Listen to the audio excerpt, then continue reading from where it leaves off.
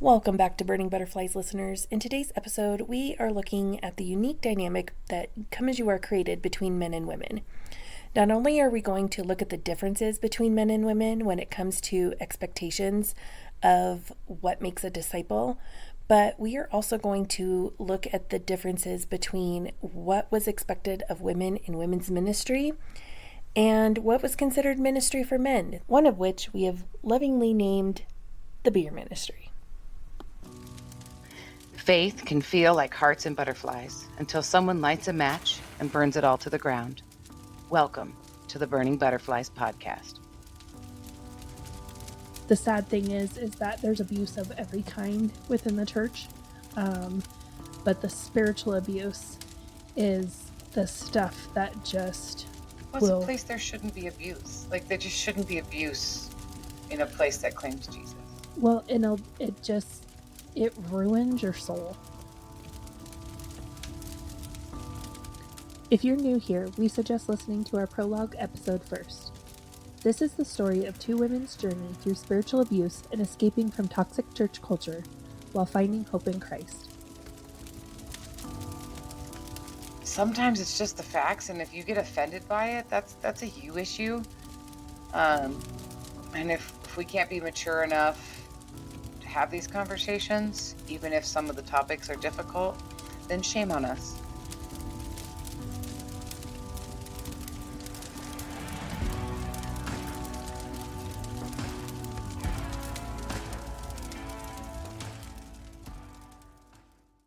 Women versus men in the church structure. I feel like we have talked quite a bit about this dynamic of the patriarchy versus the women in the church and all of that, but we're really going to do a deep dive because it is at this point in 2015 that the women's ministry makes a big shift. And this becomes really apparent. So to kind of set the stage for everyone, what has been I want to kind of talk about for a second what has been offered for women and what has been offered for men up until this point. Obviously, Master Life is expected of everyone. You are expected to be going through Master Life. What Master Life entails is you have roughly about an hour's worth of homework every day, on top of going to your Master Life class once a week, which takes anywhere from 2 to 4 hours, depending on who is in your Master Life group, right? So you're adding quite a bit onto your day, onto your plate, onto your daily mental load by being in Master Life. That is expected of both men and women. Women have had Bible studies, women-only Bible studies. So a lot of it has been, parenting studies, things that men and women could do together. There was a couple co-ed parenting classes, but for the most part, most of them were just for women. And then marriage classes, obviously. But women had a lot of Bible studies. They rotated through all the time, but it was always like a Beth Moore or Joni Exentata or, someone along those lines, someone that Charlotte has approved and Charlotte deems a worthy teacher. We did not like Joyce Myers because Joyce Myers was a pastor and we don't do women pastors. So she preaches but Beth Moore, she teaches. So those are different things. Joyce Myers preaches things that could be used for anyone. Beth Moore is only speaking to women. And so therefore, Beth Moore is fine. We don't do Joyce Myers. So that's kind of an insight into like the criteria. And if you wanted to do a Bible study for women, it had to be approved by Charlotte. The men had Bible studies here and there, but they were very few and far between. And I honestly don't remember a consistent one. It would be like, hey, the men are going to read this book together, and then you'd never hear about it again. And after a couple weeks, they'd stop meeting. The first consistent one that comes along is around this time. My husband, him and this guy find this study and they go through it together and they actually really enjoyed it. And so they we're going to bring it to the entire church body. And so that is something that it's just in the beginning phases at this point, but it is very surface level. There's no homework involved. The men show up, they watch a video, they fill in the blanks in their book. You don't even have to have a book to take the class. You show up, you watch the video, you talk about it, and that's it. 2 hours of your week. You are a great God-honoring Christian man. But the women, we had women's breakfast. I think that was all when we were at the high school. And so we would go to like a little restaurant or a cafe in town, and we would have breakfast. But the problem with that is that you had to pay for breakfast. So if money was tight, that was really difficult to make happen. And so a lot of younger women, because let's face it, I mean, we've joked about this just amongst each other. We never spent money on ourselves. Like, if you're wearing old ratty tennis shoes, we laugh about like, oh, I'm wearing the same bra I wore in high school. Like, you will literally wear underwear until they fall apart, because you're not going to buy things for yourself. You're going to make sure your family has what they need. That is being a good, God-honoring Christian woman. And you can't be selfish and just go buy whatever you want, because that feeds into that stereotype of like women be shopping, you know? Mm-hmm. And so it's very difficult to justify, yeah, I'm only spending $6 buying myself something. So then I even tried a couple times, I would like eat breakfast and drink my coffee at home, and then I would go to women's breakfast so then I wouldn't have to buy anything. But then you have the old ladies are like, oh, sweetheart, no. And it'd be like, no, it's fine. I've already done that at home. Oh, no, you need a cup of coffee. And then the old ladies buy you something. So then you feel guilty. You feel like a charity case. So that doesn't work either. I can assume that because things are being shared. So I think Charlotte was going home to Tom and saying things, and Tom was getting annoyed that the women were talking and gossiping. And so this women's breakfast at restaurants and cafes kind of went by the wayside, and it slowly went away because it was mostly just Charlotte and her friends. And, you know, they put it in the bulletin so everyone was invited, but it was mostly just Charlotte and her friends. So we have this shift now where women have to get together. We have our building. We're growing. And Brandy, you brought up in one of your last episodes from last chapter that one of the first things that you do after Agency D3 is you go to a women's breakfast, and then you attend 101 class. Yes. And so this women's breakfast, because the men, as soon as we had the building, and honestly, I think it probably started during the building of the building. The men would get together and they would eat breakfast together and then go work on the building. And they would cook their own breakfast. Like, you know, they had like a Blackstone, flat top griddle thing that they would cook their breakfast on, then they'd go build a building. And so it just kind of carried on. So one Saturday a month, the guys would have their breakfast, and it was just breakfast. The men were allowed to just have breakfast together and visit. Well, and this feeds into we have to use this building too, as part of the men. Some guy, typically my husband, would have to show up a couple hours early, set everything up, cook all the food. Men would help donate. So during the week, they would come and they'd drop off eggs, or, you know, I would have old guys bringing me a gallon of milk and stuff like that during the week to my house so that Justin could use it to cook breakfast. And he's cooking on his own, right? The women, we all realize no one wants to do that because we all have to get up and we have to make breakfast for our family before we can come to women's breakfast. no one is going to show up early. So we do it potluck style. Everyone brings their favorite breakfast item. Well, it turns into you have a bunch of fruit. You have like the one lady who is all about it and makes like a breakfast casserole. And then Charlotte shows up every week with her microwavable bacon. And I bring donuts. Yeah. Well, and that was the thing. Like, you'd show up one day and it would be like all sugar, like donuts, pastries, like whatever. Stop by the store. At some point, you're throwing a box of muffins in your grocery cart for women's breakfast, you know, and it's like, then there'd be weeks when like nobody would bring anything, and there would be like a bunch of bananas, and that was it. You know? And Charlotte's gross bacon. Yeah, so then we'd have to have a sign-up sheet, and people would have to be like, no, we have to have something. And then you would have like the health nut lady, whoever, right? Who's like, and it's not like any one particular lady. It's just who's ever doing the no sugar diet at the time, right?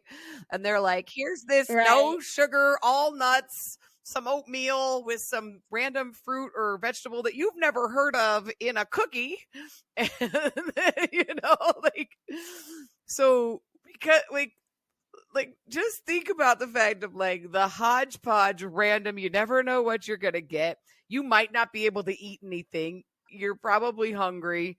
You got up early on a day when you could have probably slept in to go to this breakfast, and you're made to think that this is like the best thing ever. And the men are getting bacon and eggs.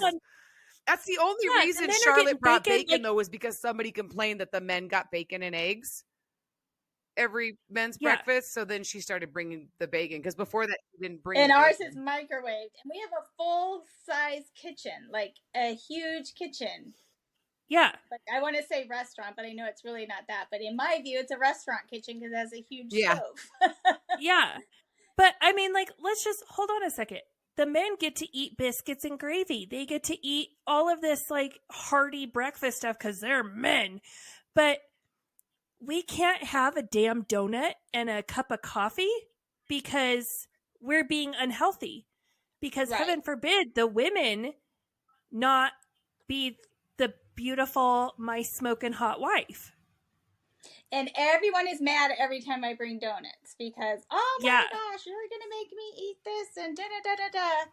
And I show up with candy. I show up with the most unhealthy food ever.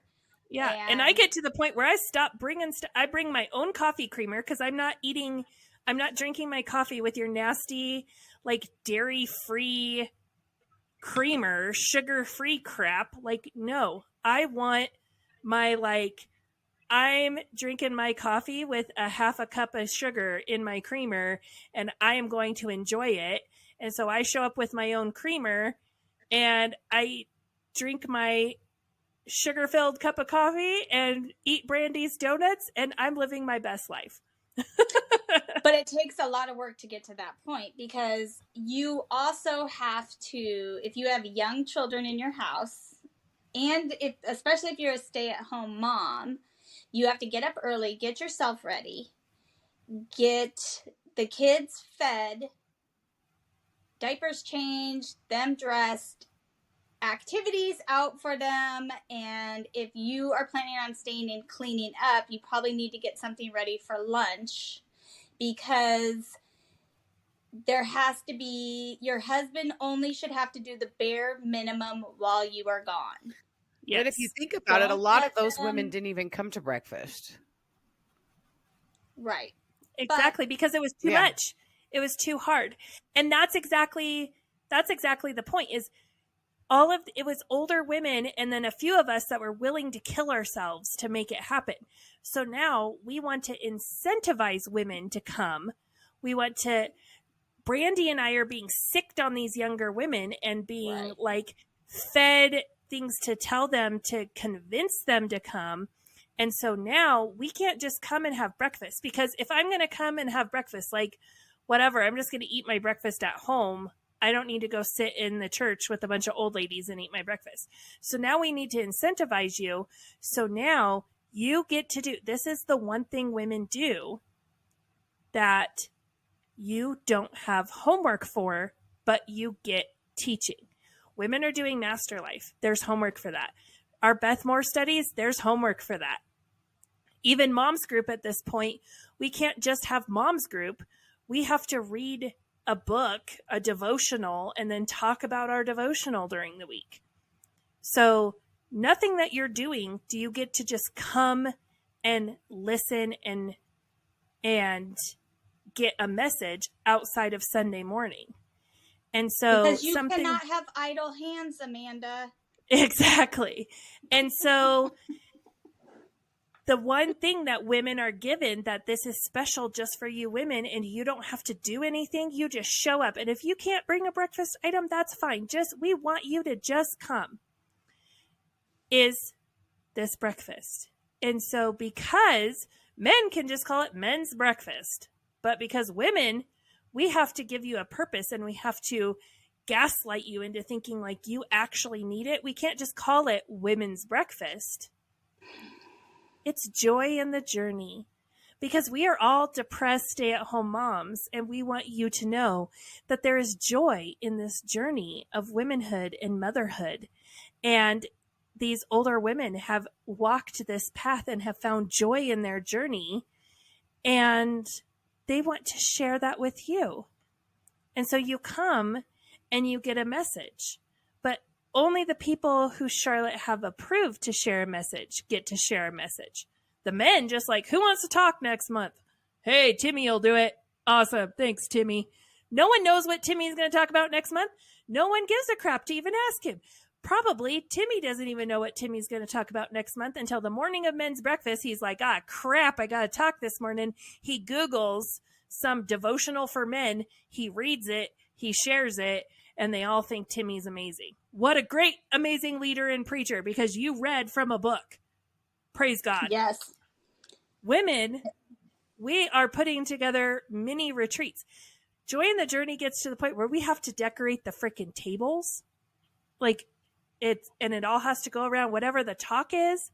We have themes. There's sometimes where we have to do worship. It depends on who's doing the message. If they're a very worship-minded person, then we have to do worship. Oh my gosh, I forgot about that. Those are the worst ones. Melissa, if you ever make me sing at a table in a gym again. Are you saying that I was part of the problem? Like I'm gonna say yeah. Oh no, we all were. Like until you're saying talking about it, like I really loved women's breakfast. It was my jam. Oh, I lived for women's breakfast. Yeah, I live for this stuff. I think about the amount of work that went into it, but I need to be doing the work because it gives me a purpose. I need the chaos it brings because it also throws my house into chaos because I have to be organized. Because on women's breakfast, I'm organized. My kids are dressed. Their teeth are brushed. But come Monday morning, nobody's getting dressed till 4 p.m. because when Daddy comes home, we have to make it look like we accomplished something. But on Saturday, women's breakfast days, I am a super mom. They are not eating goldfish and chocolate milk for breakfast. They're eating, I don't know what they're eating. Actually, they're probably still really eating that, but I feel like they're eating something better. But you still had to prepare some form of breakfast for your husband also. Yeah. That's so funny. And I have to have lunch. There was a season of women's breakfast where I would get off of work at like 1 o'clock in the morning and then stumble into women's breakfast with not even my eyes open yet. I don't even know what's going on in my house. Yeah. I would like crawl myself out of bed and just be like, hey, I'm here, probably in my pajamas. Is there coffee ready? There wouldn't be. I'd be like, well, don't talk to me till the coffee's ready. Like I was literally within the first 15 minutes of waking up when I got to the church for breakfast. But it was so important that you were there. You felt compelled to like make yourself miserable to come because you couldn't miss it. You had to be there. Yeah. There's no reason why any part of me wanted to get up before 8 a.m. when I got off of work at 1 a.m. Yeah. And so, and the women who spoke, Charlotte had to choose you. And if you were so I was allowed to speak at a few Joy in the Journeys, but I had to give Charlotte everything I was going to say. I had to write out my talk. I had to give it to her ahead of time. And anything, I was not allowed to talk about anything that was in the slightest controversial. Wow. Because she was still holding I that had proven, retreat against you. Yep, I had proven that if I was going to talk about something controversial, I could not be trusted to say it in the come as you are It's way. so funny for people who tote around versus like hold no record of wrong against people. Like once you did something, because like I spoke at a lot of, you know, Joy in the Journeys and retreats and things like that. And most anything where it required somebody to speak, I was a speaker. But at some point, I no longer had to prove what I was going to say. Like, I would just be like, here's my topic, here's my verses or whatever, or just give her like a synopsis. She was like, cool. Well, and that was also, she knew you weren't going to say anything and spill like the truth. And you were also, when I was really involved in that part of it, we could tell you like 3 hours before while you're at work in the middle of the night that we need you to speak, and you would be able to pull it off too. Here's a topic. We want you to talk for an hour on toothpicks. I'm like, got it. Yeah. Well, and the fact that it had to be like, I mean, the men were doing 10-minute devotionals, and that was a great and amazing. We had to have this like 30-minute to 1 hour long sermon we were having designed for women. Mini conferences once a month is what it turned into. Yes. Well, and then as time goes on, people are bringing their daughters that are way too young. And so then we have to do something with the kids. Like the whole thing is exhausting looking back. And if you would have just allowed the women to come eat, talk to each other, and really enforce the boundary of no kids, people would have figured it out, and women would have been able to recharge and relax, and just having that social aspect. But we took that away. And why are we so concerned with the fact that all the women need to come? Like, do you remember getting questioned about our friends and being like, well, how come this woman never comes to women's breakfast? How come she's not showing up to Join the Journey? How come you have all these women that show up to mom's group, but they're not coming to Join the Journey? Why? They're showing up at 9 a.m. in the middle of the week. Why aren't they coming on a Saturday? And when you try to explain the dynamic of, because mom's group, they can bring their kids. We have stuff for their kids to do.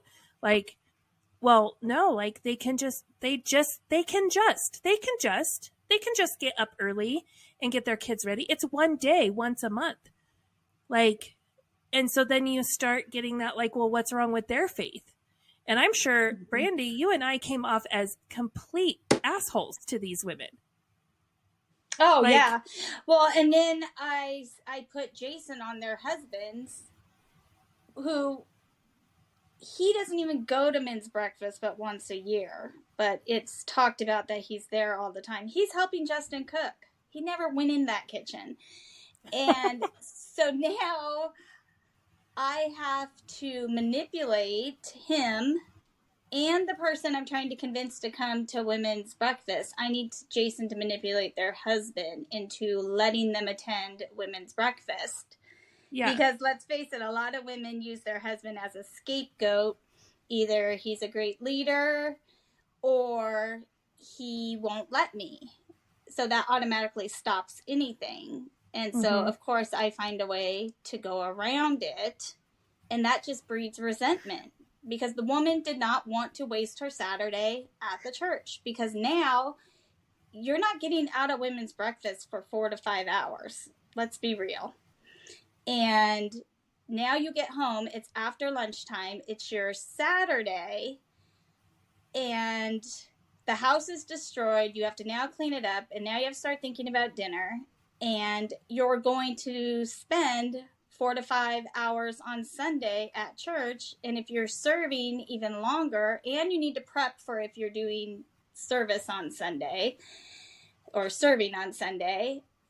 So why would you want to waste your Saturday with people that you are not really friends with and don't really have any real connection? I got like 2 questions for you. If you are not, did you at any point, either of you ladies, think that this was weird or odd that like all of your time was being consumed by the church as a woman, and that it was not the same standard for a man? Oh, No. yes. I was mad at that for leadership reasons, because I was never, ever a leader, and it was used against me at every turn, and I served to the death. But I want to be in that building when it is open. One, I want to know what's going on. I don't want any surprises. I want to be in the know. I also want to be there serving because I'm addicted to adrenaline and chaos. Yeah, what about you, Amanda? And there's always adrenaline and chaos because we don't plan anything well. And honestly, I never did because, I mean, my husband was like, I watched my husband get up early and have to, you know, like, and it was very much that like, well, he works so hard. And so I watched him work so hard all week. And then he gets up on a Saturday morning and selflessly goes and cooks breakfast for all these men. And it's, I mean, no one is standing on stage talking about like, you know, praise God, Brandy brought the donuts. Like, but it was like, you know, hey, like, you know, come and eat a hearty breakfast. Justin Turnbull, man, he cooks just like such a great breakfast. And, you know, thank you to Justin for doing that. And hey, he could use some help. So if you want to help out, you know, you could donate stuff and all that. And I guess I never really thought of it like that because I tried to implement that stuff into women's breakfast. Yeah. Like the guys have a sign up. This is what we're having next month. So like, we're going to do a sign up. So I was like, if everyone's going to, you know, whine and complain about that, all we have is bananas and a bag of grapes today. Yeah. And so like, let's do a sign up. Who wants to bring like a breakfast casserole? Who wants to bring, you know, like, and so we tried to do signups, but the thing is you're asking women to plan a month out. They don't even know what the dynamic is going to be in their house. Like, I mean, you're asking women to plan ahead, and you have women who have such chaotic homes that for someone like Brandy and I don't know what I'm going to bring just because I don't know what I'm going to have the bandwidth to do. But also we know without a doubt we're going to be there. So we just write our names at the bottom of the paper saying we will show up and we will bring something. There's a lot of people that became a thing where it's like everybody was like, I don't know what I'll bring something. I just don't know what it is yet. Weren't. Well, and there's a lot of, is my husband going to cooperate with this? Yeah. Because it's fine and dandy. My husband says, oh yeah, baby, you go. You do women's breakfast. I want to support you. That's amazing. Love that. And then you get up the day of and you're like, okay, I'm getting ready. The kids are ready. They've ate. They're dressed. Like they're watching shows and all of this. And they're like, where are you going? Well, women's breakfast. You never told me that. Yeah. Yeah, Todd, yeah. I did. I just think it's like, it's so interesting how, like, I asked the question because until we started like timelining and going through doing this podcast and stuff, I didn't realize that the standard was so different. I mean, there's definitely little things where you realize there is a difference in like what a man can, definitely what he can do and how he's a leader and all of that. But I never quite realized how drastically different and the hoops that women would be forced to jump through and the amount of time that was being consumed being at the church, being taught how to be a godly woman. Like it's so enveloping and like that's definitely a cult tactic of manipulation is to consume all of your time so that everything you're doing is within their sphere. And that they're constantly pumping you full of all of this information, and the teaching is how you're supposed to be. Like, think about all the Bible studies, like a good wife, a good mother. And the men are not required to go to Bible studies. Their breakfast doesn't require any deep teaching whatsoever. It's okay because they work. They don't have to be like, I don't feel like there's a whole lot of men who felt that they needed to be in the church every time the door was open, compared to every woman who was like, we have to be at church. In order for me to be a good woman, I have to be at church every time the door is open. Yes. Like, that's crazy. And well, and I like what you just said, because I was going to say, Amanda, it's not hard for you to go to women's breakfast, because you are embodying at this time that even though it's Saturday, you are not going to sleep in, because you will get up. Okay, maybe you're not going to get up at 5 and do your quiet time, but you're going to give yourself at 6 o'clock in the morning. You're going to get up and do your quiet time before anyone wakes up, because you're not missing your quiet time. And because you're a freak, you're going to mop your floors too. Yeah. Yep. My house is spotless when I leave. But it's also, I'm living that, like, my husband works hard all week. He needs to sleep in on a Saturday morning. Like, but these are put on you. Yep. You're not doing it because part of you wants to, because you want to do the right thing. You want to be a good Christian woman. But these tasks have been put on you as well, and you need to model them to the other women in your age group. And so when someone says, I can't do this because of whatever, then you're able to say, well, this is how I do it, and so do it like this. All you got to do is just do this. Yeah, I was such an ass. Like, seriously. But I did the same thing. Like, so you did it in, like, the perfect way, and then I'd come in on the backside and be like, we can't do it exactly like her, but I figured out how to do it the half-assed way. So don't ever mop your floor anymore. Just don't mop your floor. Who cares? And do your Bible study. That's more important. And here, do you know what a commentary is? You can really get into the Bible. You know what I mean? Like, I sold it a different way to those that were like me. But still, I'm putting more and more and more on women by telling them, oh, just do that. Just do that. But the men are getting, well, at least he did that. At least. There's an at least and a just do more. Do the least amount of possible, men, and women, just do more. Yeah. And you have this dynamic of, like, the men can show up to church on a Sunday and, I'm tired. Oh man, work is so hard and everything like that. We can't show up like that. We have to be on point. And it doesn't matter that Melissa was at work until 1 a.m. She has to have her butt up and dressed and beautiful and ready to be on point on that stage. And it doesn't matter that our entire Saturday was chaos because of Joy in the Journey. And then our entire afternoon was trash because then our husbands were upset because I go to men's breakfast and I'm home by 10. You showed up at 1 o'clock. What are you doing? Why are you taking so long? What is going on? And so then we have this, like, tension in our home all afternoon, and we have to show up on a Sunday morning. And this is about the time frame where I didn't realize until, therapy that I had developed a defense mechanism, because this lady came up to me and was like, why are you so mad at me? What did I do to you? Why are you so mad? And I'm like, what are you talking about? And she's like, well, you're mad at me. And I said, I'm not mad at you. And she's like, well, I waved at you and said hi in the lobby, and you, like, had this serious look on your face and you didn't even acknowledge me.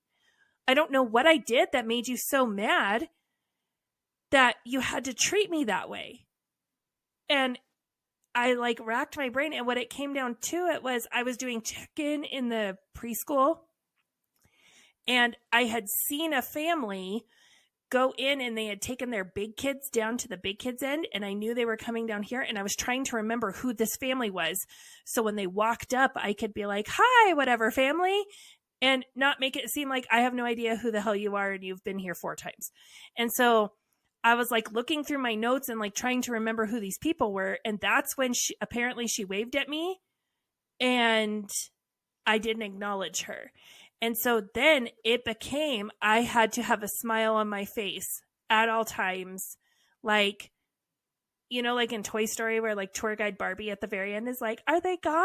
Can I stop smiling now? Like, that's how I felt anytime I was in that building, because I could not be tired. I had to be on all the time. And I've realized now, like, I've developed this defense mechanism that when I'm frustrated or tired or mad, if someone says something to me that is a little bit like, it really makes me mad, I will smile in this like, and I'm smiling to mask my anger.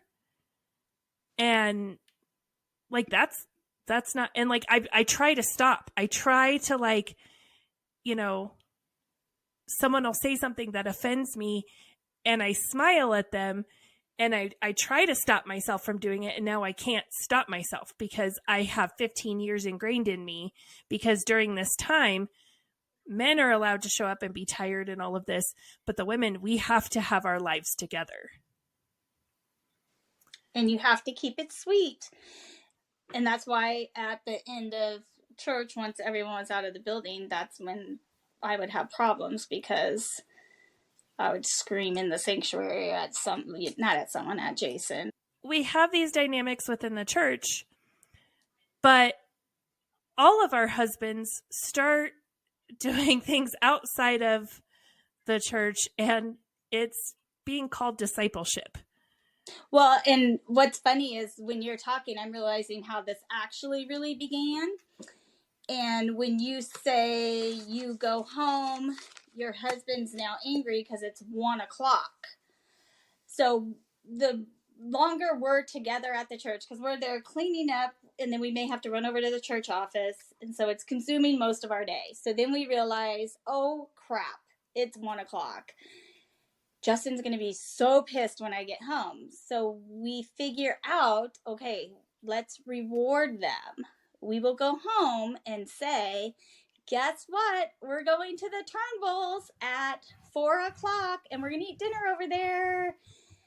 So Jason no longer is mad because he knows he's going to go over there and drink beer, stand outside, watch Justin barbecue. Amanda's going to make a crap ton of food, and he doesn't have to deal with the kids, and we're not going to talk to each other because Amanda and I are going to be in the house and they're going to be outside. It is going to be wonderful for him.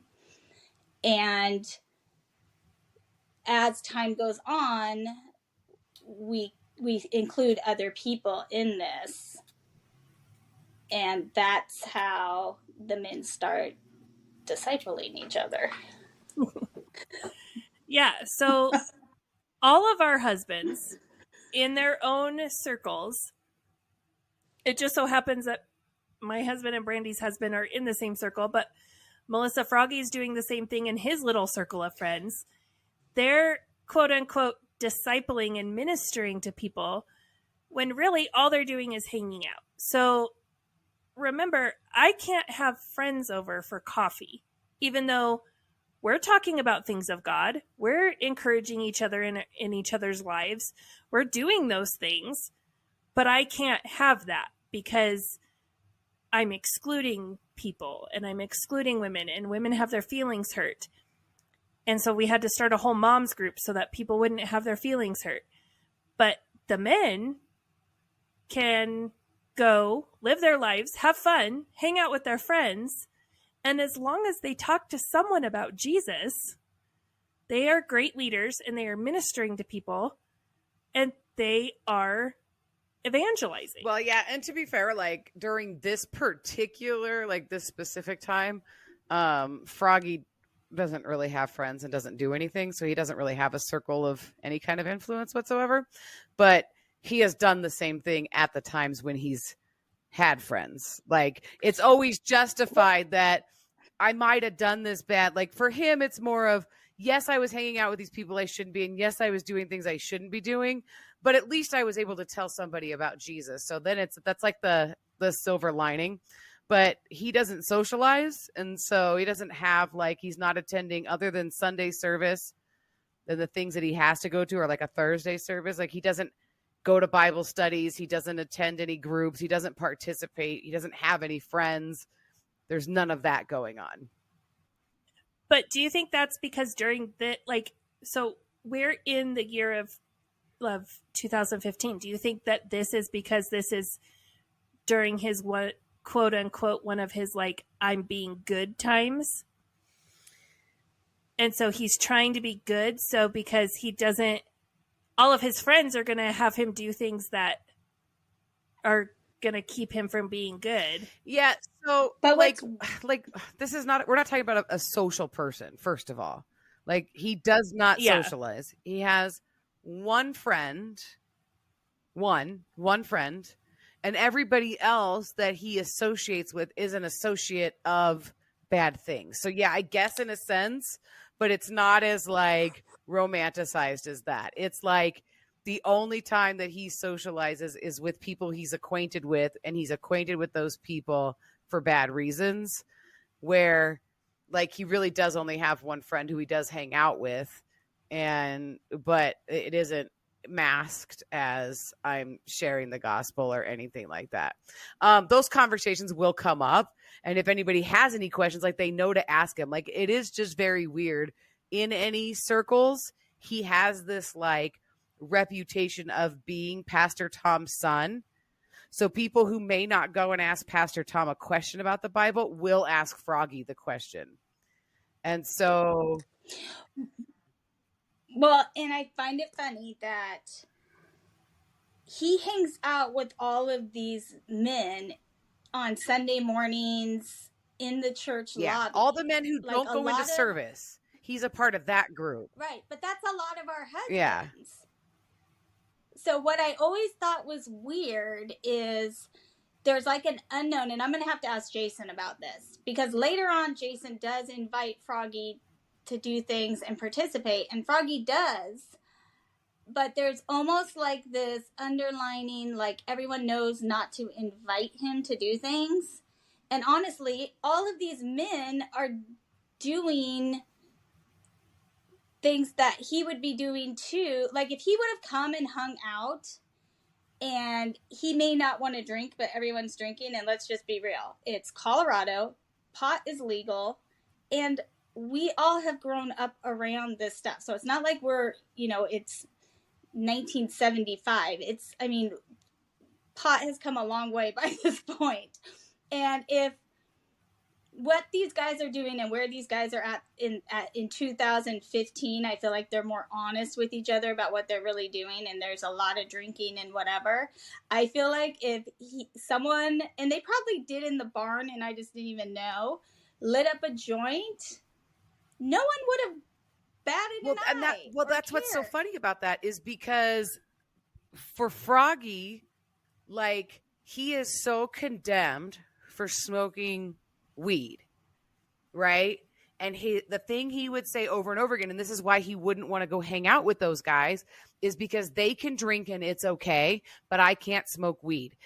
I smoke weed, I'm not getting in a car and killing somebody, but DUIs happen all the time. Like, he has this huge argument about what's worse, and he's a lot like you are, where he's like, I don't understand. I get in trouble for smoking weed, but these guys can meet and be out. Like, he knew what they were doing, but he wouldn't go because they'd be like, come in and have a beer. He'd probably be like, no, because to him, it was such a hypocrisy that he was being burned at the stake for being a pot smoker, which was actually leveling him out and taking care of his mental health issues. It was self-medication until he would medicate too much. But for the most part, this is something that's making him able to show up and participate in life without having to be on heavy, like, antidepressant, whatever type medication, which has other effects that aren't good for some of the other things that he's got going on. So he's self-medicating. He's not out acting a fool. He's not being drunk. Most of the time you don't know this guy is high. Like, he's not a stoner out getting high. He's smoking weed to be productive in life. And then you got all these guys going around and they're just getting drunk and being like, yeah, they're getting wasted. yeah, on, like they're just being drunk frat boys essentially. And he's getting in, and he can't, so he doesn't drink. He doesn't drink, but these guys are being toted around as great leaders of the church, but he's condemned for smoking weed. So like he did not participate in things like that. And like I said, he's just not social. Like he literally, when I say, like, I know women a lot who are like, my husband doesn't do anything.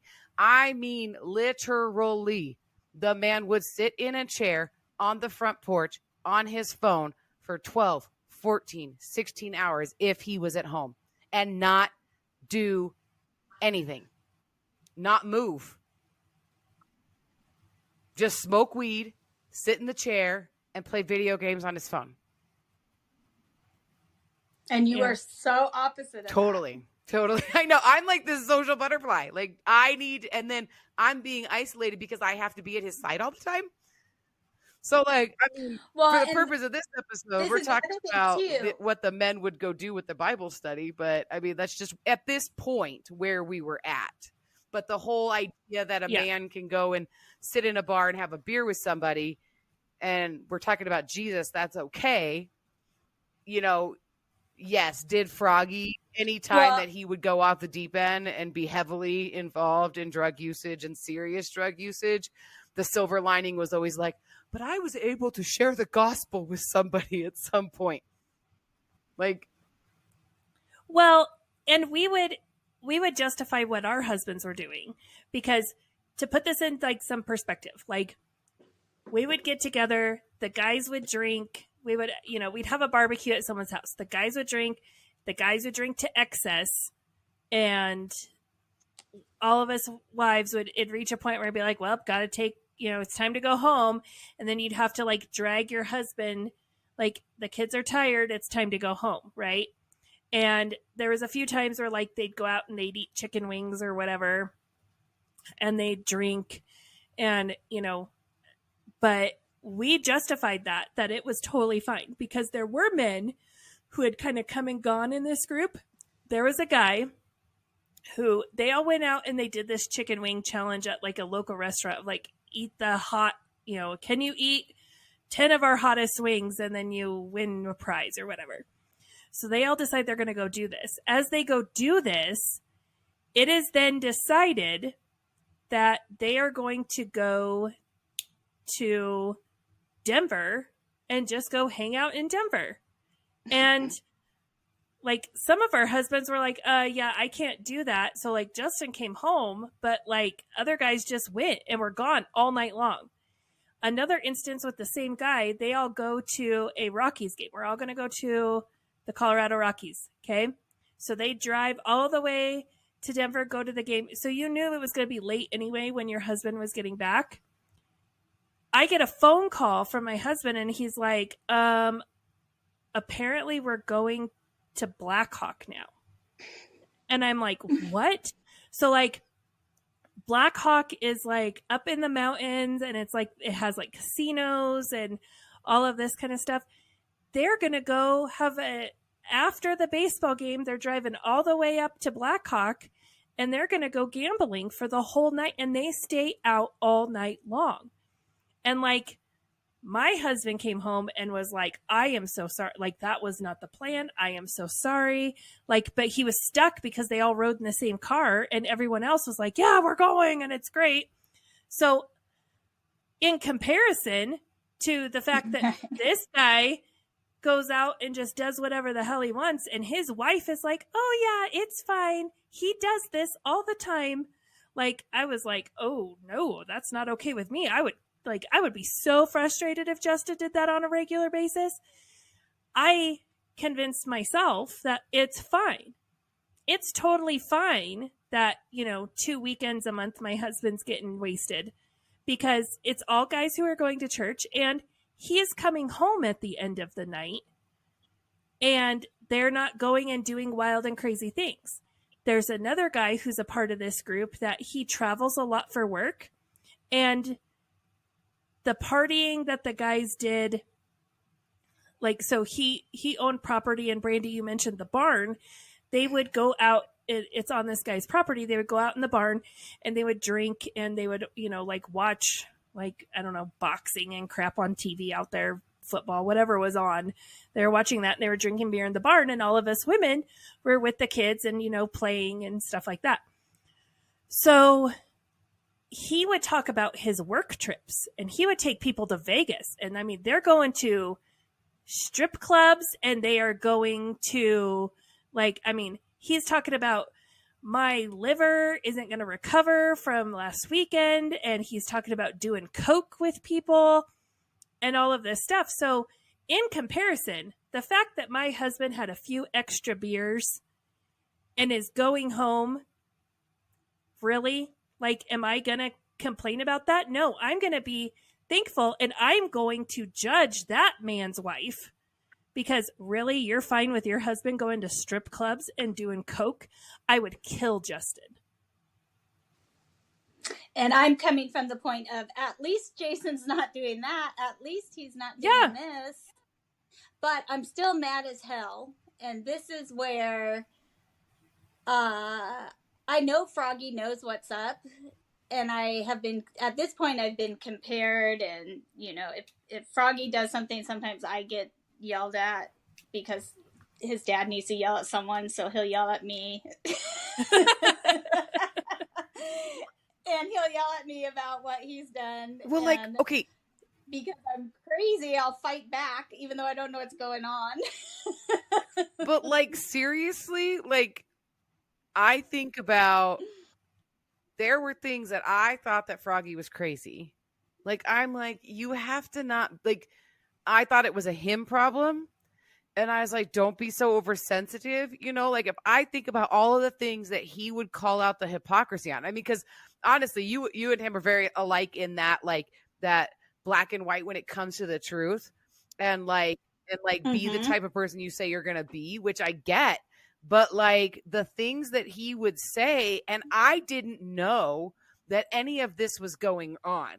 But I think about the reason why he didn't like a lot of people, and it was always because of this, like I said, I get called out for the stupidest little thing, and these guys are really doing this. Like, he knew. Like, I know now that you've, like, said all of this, like, in my mind, I'm like, oh my gosh, like, he knew. He knew because he was saying this stuff. Well, and now I'm just realizing, I just realized too why I would get yelled at. Okay, so at a certain point, I have to either be in the back of service, or I can go out in the lobby and stand at the preschool desk.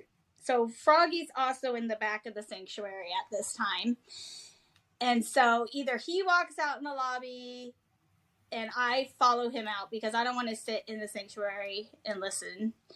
And so I follow him out, and I'm just kind of like this annoying following him around. Like, and I know he's probably going, what is, like, and so we end up where we talk at the preschool desk, and I start saying these things to him.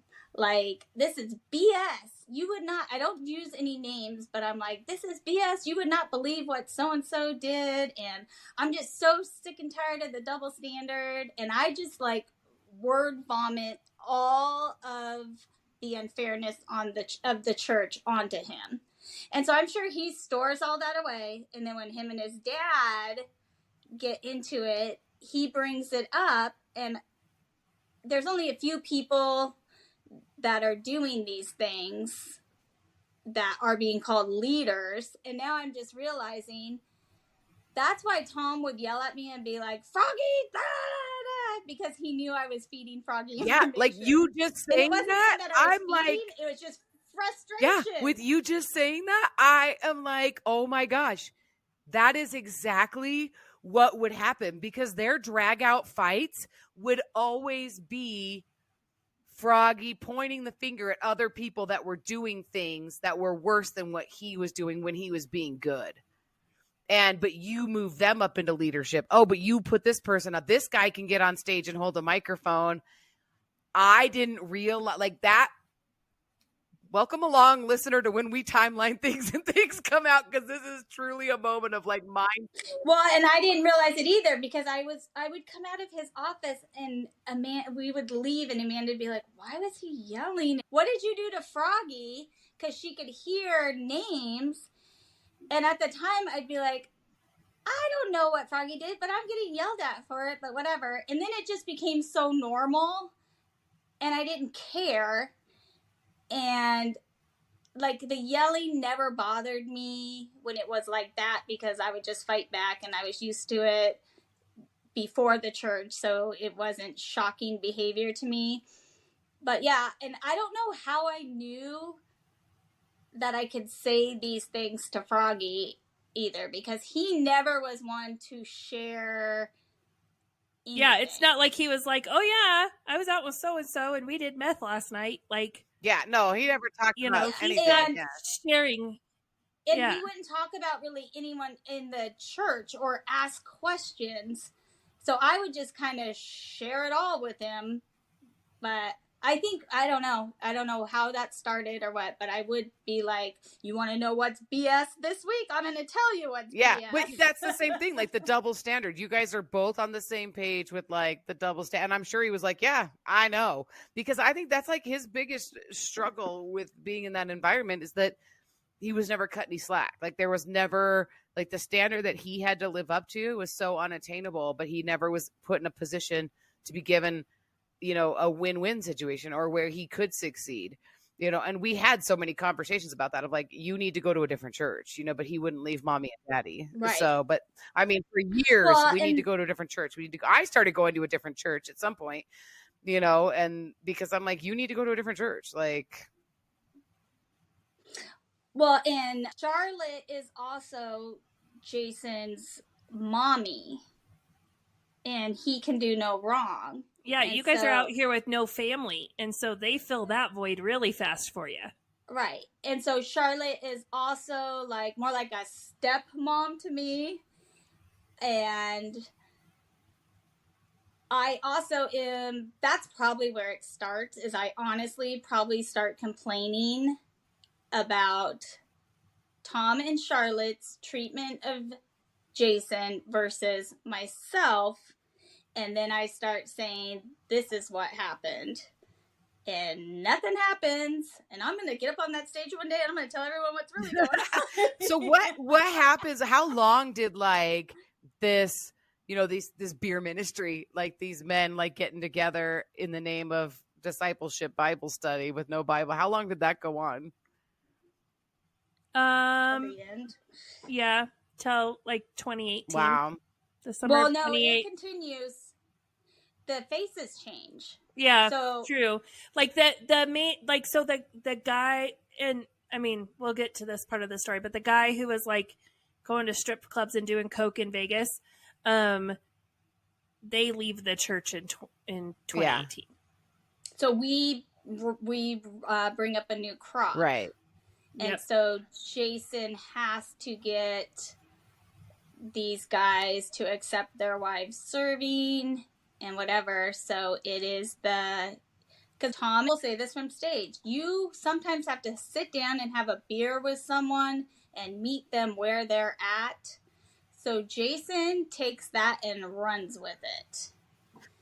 And so anyone that is coming to mom's group, a Bible study, serving on Sundays, anytime they tell me their husband has a problem with anything they're doing, Jason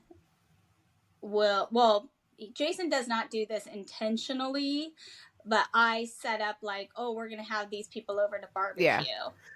And so then Jason will do the beer ministry. So during this time, you ladies are doing mom's group. You've got women's breakfast. You're doing, but your mom's group is doing a Bible study. Like, so it's a mom's group, but you can't just be moms getting together with your kids playing. It has to be a Bible study. And then you've got women's breakfast, which has to have a Bible teaching. And then you go to church on Sundays and you're both serving in ministries at this time. That's your life as a Christian woman. And then your husband, he's got a Bible study that he's doing on Monday night, Amanda, right? Like with the men at Yep. this time. He's doing a regular Yep. Bible study, And a he- book. They have their once a Mhm. month men's breakfast, but also another night of the week they're getting together and doing fun activities like socializing, which is for the purpose of socializing. And then they go to church on Sunday. Yeah. So it kind of started off with like we were doing the guys are doing a Bible study together, and then okay, we finished this Bible study, so we're gonna go out and get dinner together, and then that kind of evolves into like we're gonna get together on like Memorial Day and all of that, because keep in mind, like the guys who are coming to these Bible studies are the husbands of the women who are coming to mom's group. Yeah, and so there's a lot of like, even though come as Well, you are and is you very can be anti. invited out to dinner and never have attended the Bible study, but your name's on the roster. right. So I mean, eventually this Yeah. turns from like a Bible study where a couple guys were like, "Hey, you want to go grab something to eat after the Bible study?" to now we're families in community socializing together. Yeah, so as much as like come as you are is not like we don't do small Right. groups and we don't do life groups and all of that, like we naturally created our Okay, own. so then I want you to tell And- me some stories about this quote unquote unofficial life group that's going on, because my perspective, so I'm very isolated. We don't socialize, we don't do small groups, we only do what is basically allowed of us at the church. From the outside looking at what you guys had going on, I would agree with that statement. This was a life group. Like if I were at that time to say there should be life groups in the church, I would be thinking in my mind, Amanda and Brandy and their families are doing life together with these other families. And it looks like this wonderful, perfect Christian thing that you should be doing. But what was really going on? I want to hear some stories. I want the dirt. Yeah. So the really gnarly stories aren't going to come, for another couple years. We're not there yet. Oh, So- okay. We're not there. But like, so this is the point in time where we have come off of 401. So you kind of have that little group. Finally, the husbands are together. You have the group that was together at the children's ministry leader's house. That was all mom's group. And then they brought their husbands with them to that 401 fall campaign. So now we're entering the next year of this. We are going to start getting into like the guys start doing Bible studies together, all of that. And then eventually this will lead into we are spending time together in the summer.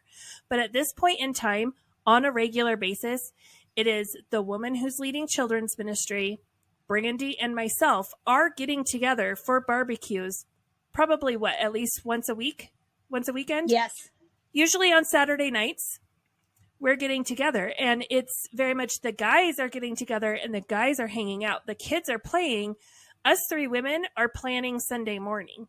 We're planning out ministry stuff. Yeah. So this sounds like the And that's ideal, like how- this is like the dream. Like this is like, we're going to do this. And this is like feeling like a good thing. And it's a dream. And it's only the foreshadowing that we know that this is going to go downhill and it's going to go downhill fast. But for right now, this is like good times. This is for women. And we can let our guards down. We are not having to, and when it's the three of us, we're not pretending like our husbands are these great leaders. We are not pretending our households are perfect. We are not pretending like we're being more real. There's still stuff we're not sharing. But, like, I can show up and be like, guess what? My family hasn't eaten dinner. And they're like, we know there's food. Do you feel like this fills your socialization bucket? Like, yes. like, because one, you're allowed But to I'm do also something with other people and your husband's not getting mad at you for doing it because technically you're not being taken away from him because he's also there, but he's contented. It's almost like he's got babysitting going on in the garage. And you guys are getting your social fill, even if you're slapping a Christian tag on top of it. And we are getting we all had jobs before Come As You Are and before kids. And now we have bought into that stay-at-home moms are the ultimate goal. There is no thought in my head that I will ever be going back to work. So the reason the three of us are excited on Saturday night to plan ministry things is because we have put in all of our skills into ministry, and it is our outlet and our purpose besides diapers and goldfish. And I think that right there is where this double standard comes from. Our husbands were allowed to stand in the backyard and drink beer while we were in the living room planning out ministry. Why? Because we needed to fill that in ourselves. We had nothing. We were being told to shove ourselves into a box and let go of all of these things about yourself that you really did like about yourself. And right. Well, and to find joy in folding towels. Yeah. To find and joy in mopping your floor. The husbands have fulfillment. They go to work all week long. They are providing for their family. They are living this out, and they deserve to have time to just relax. The women never had time to relax because you're home all the time. Your whole life is relaxing. But in reality, we couldn't relax because the second you sat down, you felt, like you said in the very beginning, Brandy, you can't have idle hands. Right. Well, you have master life hanging over you. Quiet time hung over me. Or it didn't even hang over me. It was a noose around my neck. Because I am not a morning person. I was up till 1 o'clock in the morning last night. Like, I am never have been morning, never will be. But I'm being told that I should be up at 5, 6 o'clock in the morning because my husband is getting up. And I should be, when he's getting up and in the shower, I should be doing my quiet time. And when I'm done, I should be getting his lunch ready and breakfast ready so he can have a great start to his day. Right. Oh, and I probably should have sex with him before that. Before I get out of bed to do my quiet time, I need to have sex. And you're told to do this also when you are pregnant, breastfeeding, pregnant with a toddler, 6 weeks postpartum. Like, you get 6 weeks and that's it. And if you do not bounce back, well, what is wrong with you? Amanda did it. What is wrong with you? Jesse did it. Rachel did it. Why can't you do it? Yeah. Because I'm freaking tired and old. Crazy. Well, and it's so funny because like during this time, like my life is get up, go to work with my husband. We get up, we get out the door together, in the car together, at work together. We come home together. We do not do life together at home because he sits and does nothing and I have to do all of the house duties, and it's like, but I have to stay home. Like, I have absolutely no socialization other than the few little things that I can sneak in, but they have to be approved. Like, I have to have permission to do them. And then when I go and do them, I'm the type of person who's like, I'm going to go all in, but I can only do it a little bit because I'm like always on a time crunch or I pay the price at home. So like, I'm like the one who wants to go out and socialize, and I have none of it, like absolutely none of it at this point. Like my only socialization, and that creates depression. Is go to work and come home. Yes, and go to church, come home. And that's why we were okay with our husbands having a beer ministry, because that meant that we could get together, and we weren't sitting at home by ourselves with our kids in our house, hating our life. Yeah. That's crazy. Burning Butterflies is a listener-supported podcast. Today's episode was brought to you by our amazing supporters on Patreon. Follow the link in our show notes to learn how you can become a Patreon supporter too. Supporters get exclusive access to bonus content each month, including outtakes, cut content, and supporter-only episodes. If you've enjoyed this episode, please leave us a rating on your listening platform. Burning Butterflies is a production of Asha Media. Thank you for listening.